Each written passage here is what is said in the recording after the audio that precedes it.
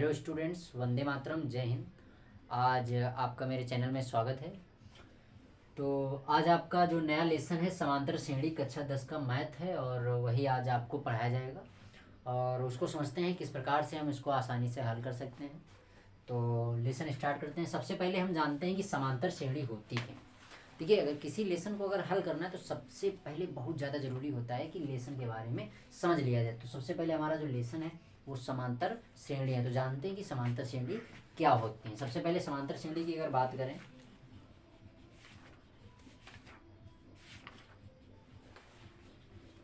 समांतर श्रेणी होती क्या है।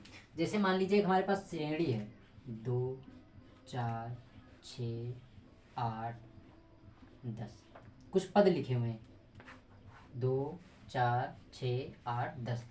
अब हमने देखा कि दो दो में हमने 2 को जोड़ दिया 4, 4 को हमने जोड़ा 2 जोड़ दिया 6, 6 में 2 को जोड़ा 8, 8 में 2 को जोड़ा तो हमको 10 प्राप्त हुआ। हमने देखा कि एक फिक्स इनके बीच में एक अंतर है। कितने का अंतर है?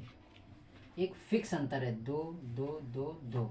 तो जब कभी भी ऐसा ही सेम अंतर होता है और एक सीरीज बनती जाती है तो उसको हम श्रेणी कहते हैं। और वो श्रेणी कैसी होती है? समांतर श्रेणी होती है। और हम एग्जांपल से समझ सकते हैं कि हमारे पास 1 है, 3 है, 5 है, 7 है। तो इसमें हमने देखा कि 1 में जब हम 2 जोड़ेंगे 3 होगा, 3 में जब हम 2 को जोड़ेंगे 5 होगा। इसी प्रकार से हम जब 5 में 2 को जोड़ेंगे तो 7 होगा। तो याद रखिए कि जब कभी भी कोई ऐसी श्रेणी जिसमें पदों में जब लिखते हैं तो उनमें अंतर जो समान आए तो उसको हम समांतर श्रेणी कहेंगे। और हम बहुत सी जो श्रेणियां हैं उनको एग्जाम्पल के तौर पर समझेंगे। जैसे कि बात करें 5, 10, 15, 20। तो अगर आपसे कोई कहे कि बताइए ये समांतर श्रेणी है या नहीं है तो आप आसानी से बता सकते हैं कि 5 में अगर हम 5 जोड़ेंगे तो हमारा होगा 10, 10 में जब 5 को जोड़ेंगे तो हमारा होगा 15, 15 में 5 को जोड़ेंगे तो हमारा 20 हो जाएगा। तो हमने देखा ये कि हर एक शब्द के बाद एक फिक्स अंतर आ रहा है, यानी वही हमारा क्या हुआ? समांतर श्रेणी बन गई। अब जैसे हमारे पास एक श्रेणी है 1, 2, 3, 4, 5। अब इसी प्रकार से हमने देखा कि अंतर जो हमारा है 1 का हो रहा है। एक अंतर यहाँ पर है, एक का अंतर यहाँ पर भी, एक का अंतर यहाँ पर भी है और एक अंतर यहाँ पर भी। इसी प्रकार से आप कह सकते हैं कि यहाँ 6 होगा और आप अगला पद बता सकते हैं कि 7 होगा। और तो ये हमारी क्या हो गई? समांतर श्रेणी हो गई। समांतर श्रेणी हो गई। आशा करता हूँ कि आप लोगों को समांतर श्रेणी अच्छे से समझ में आ गई होगी। अब हमारे जो हाई स्कूल की जो किताब है, हाई स्कूल में जो लेसन है समांतर श्रेणी, ये 5वां लेसन है। अब इसमें प्रश्न किस प्रकार से बनते हैं वो आज आगे चलकर हम समझते हैं। जैसे मान लीजिए हमारे पास एक श्रेणी है 2, 4, 6, 8, 10। तो अगर ऐसे हम एक हमारे अनंत तक हमारे पास एक श्रेणी है। अब जैसे यहाँ पर 2, 2 के बाद 4, 4 के बाद 6, 6 के बाद 8, 8 के बाद 10। अगर इसी प्रकार से अगर पूछा जाए अगला पद क्या होगा तो आप आसानी से बता सकते हैं 12 होगा। फिर आपसे पूछा जाए इससे अगला पद क्या होगा तो आप आसानी से बता सकते हैं कि वो 14 होगा। लेकिन अगर हम यहीं पर एक प्रश्न कर दें कि यहाँ तक आप तो पता हो गया ये इतने पद हैं, अब आप आसानी से बता सकते हैं कि 14 के बाद कितना होगा? 16 होगा। लेकिन अगर हम कह दें कि बताइए 50वां पद कितना होगा, अगर हम कह दें कि 50वां पद कितना होगा, तब आपको वहाँ पर प्रॉब्लम हो सकती है। इसलिए इस प्रकार की श्रेणी में 50वां पद, 15वां पद, 20वां पद या कोई सा भी अगर पद पूछा जाता है तो उसको हम आसानी से कैसे निकालते हैं वो देखिए। जैसे हमारे पास एक समांतर श्रेणी है A1, A2, A3, A4, A5 dot dot dot AN। सबसे पहले समांतर श्रेणी को समझते हैं, फिर किस प्रकार से हम किसी भी पद को हम निकाल सकते हैं उसके बाद हम वो समझेंगे। तो सबसे पहले अगर हम बात करते हैं ये जो A1 होता है इसको A बोला जाता है। A यानी ये जो A1 लिखा है ये होता है हमारा प्रथम पद। तो श्रेणी का प्रथम पद इसको A से व्यक्त किया जाता है, उसको हम क्या कहेंगे? A1। इसी प्रकार से अगर हम द्वितीय पद की बात करें द्वितीय पद, तो द्वितीय पद जो हुआ हमारा वो A2 हुआ। अब हमने देखा जो हमारा nवां पद है,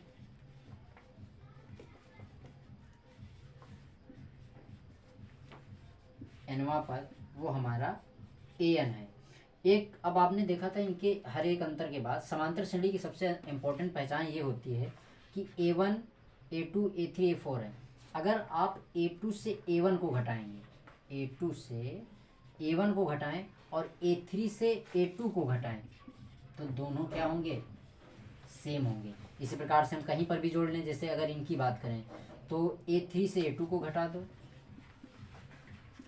तो ये A3 से A4 से A3 घटाने के बराबर होगा। ये हमारा होता है समांतर श्रेणी में। तो कोई भी समांतर श्रेणी है तो उसमें आप ये ऐड कर सकते हैं, इसको आप ऐड कर सकते हैं। तो सबसे पहले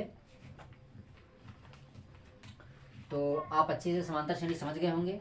तो हमको पता हो गया कि जो हमारा प्रथम पद होता है वो होता है A, यानी यहाँ पर इस समय यहाँ पर क्या है, A1 है। इसके बाद हम समझते हैं कि सार्व अंतर क्या होता है। सार्व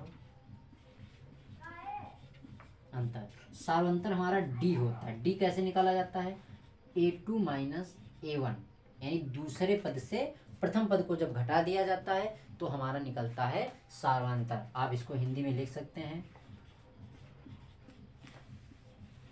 द्वितीय पद माइनस प्रथम पद। तो अब आपको अच्छी प्रकार से समझ में आ गया होगा कि जो हमारा सार्वांतर होता है, जो सार्वांतर होता है वो द्वितीय पद माइनस प्रथम पद होता है। तो द्वितीय पद से अगर हम प्रथम पद को घटा देंगे, यानी A2 से अगर हम A1 को घटा देते हैं तो हमारा सार्वांतर D निकल आएगा। अब हम आपको बताते हैं कि किस प्रकार से आप किसी भी पद को आसानी से निकाल सकते हैं। तो हमारे पास एक, अब आपको पता हो गया A क्या होता है, A यानी पहला पद, सार्वांतर क्या होता है D। D कैसे निकलता है, द्वितीय पद माइनस प्रथम पद से हमारा निकलता है सर्वांतर निकलता है। इसके बाद अगर मान लो हमको nवां पद निकालना है, nवां पद को Tn से भी व्यक्त करते हैं और An से भी। जैसे यहाँ पर nवां पद An है, आप उसको Tn भी लिख सकते हैं और An भी लिख सकते हैं। तो nवां पद बराबर एक सूत्र होता है A plus n minus one into D. सबसे साधारण सा सूत्र है A plus n minus one into D. इसके प्रयोग से हम किसी भी श्रेणी का कोई भी पद अगर हमको ज्ञात करना हो तो उसको हम आसानी से निकाल सकते हैं। तो आपको ये सूत्र लिख लेना है, नोट कर लेना है कि Tn या An दोनों का मतलब एक ही होता है A plus n minus one into D. चलिए अब कुछ सवालों को हल करते हैं, फिर समझते हैं इस सूत्र का इस्तेमाल कैसे होगा। चलिए हम अपनी पहली वाली ही श्रेणी लेते हैं जो हमारी कितनी थी, 2 4 6 8 10 डैश डैश डैश इन्फिनिटी तक, यानी अनंत तक। तो सबसे पहले हम इसमें किसी भी सवाल में अगर आपको इस प्रकार से पद निकालने, तो सबसे पहले हम क्या करते हैं, प्रथम पद निकालते हैं। क्या निकालते हैं, प्रथम पद। तो हमारा प्रथम पद कितना है, A, यानी प्रथम पद जो हमारा A है वो कितना दिया हुआ है, 2 दिया हुआ है। इसके बाद हम निकालते हैं सार्व अंतर निकालते हैं। क्या निकालते हैं, सार्व अंतर। सार्व अंतर क्या होता है, D। D कैसे निकलता है, द्वितीय पद से प्रथम पद को जब घटा दिया जाता है तो सार्वांतर निकलता है। तो द्वितीय पद हमारा क्या है, 4 है, और उसके बाद कितना है, 2। तो 4 से 2 घटाया कितना आया, 2, सार्वांतर। अब अगर मान लो सवाल कह रहा है कि 15वां पद निकालिए या 20वां पद निकालिए या 19वां पद निकालिए या कुछ भी कहे, तो उस प्रकार से आप कैसे निकाल सकते हैं। मान लो अगर सवाल कह रहा हो 21वां पद ज्ञात करो, 21वां पद ज्ञात करो, तो आपको एक सूत्र पता है कि Tnवां पद बराबर सूत्र होता है A plus n minus one into D. लेकिन यहाँ पर 21वां पद कर रहा है, यानी n का मान कितना हुआ, 21 हुआ। तो T 21 यानी 21वां पद बराबर A का मान कितना है, 2 प्लस n का मान कितना है, 21 माइनस वन इंटू डी का मान कितना अभी निकाला हमने, 2 निकाला है। तो अब बस मान रख देंगे और हमारा आसानी से आंसर आ जाएगा। तो 21 से गया 20 गुणे 2, तो 2 प्लस 20 दूनी 40, यानी हमारा जो 21वां पद है वो कितना निकल आया, 42। तो आपको समझ में आ गया होगा कि किस प्रकार से हम किसी भी पद का कौथक कोई भी श्रेणी है समांतर श्रेणी का, तो उसका अगर nवां पद हो 20 या कोई भी पद अगर हमको निकालना हो तो हम आसानी से निकाल सकते हैं। चलिए अब अगले प्रश्न पर चलते हैं और देखते हैं किस प्रकार से हम निकाल सकते हैं दूसरी श्रेणी, दूसरा क्वेश्चन।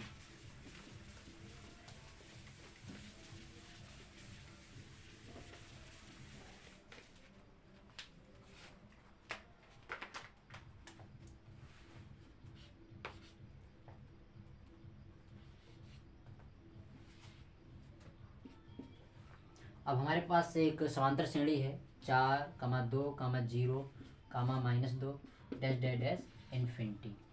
सवाल लिखा है समांतर श्रेणी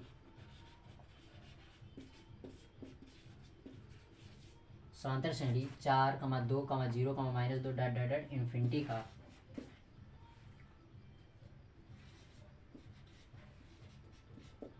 25वां पद ज्ञात करो। हमारे पास एक प्रश्न है कि समांतर श्रेणी 4,2,0, -2 डैश डैश डैश इन्फिनिटी का 25वां पद हमको ज्ञात करना है। तो आपको आसानी से पता है कि 25वां पद क्या होता है। तो सबसे पहले अगर हमको हल करना है तो हल में क्या लिखेंगे?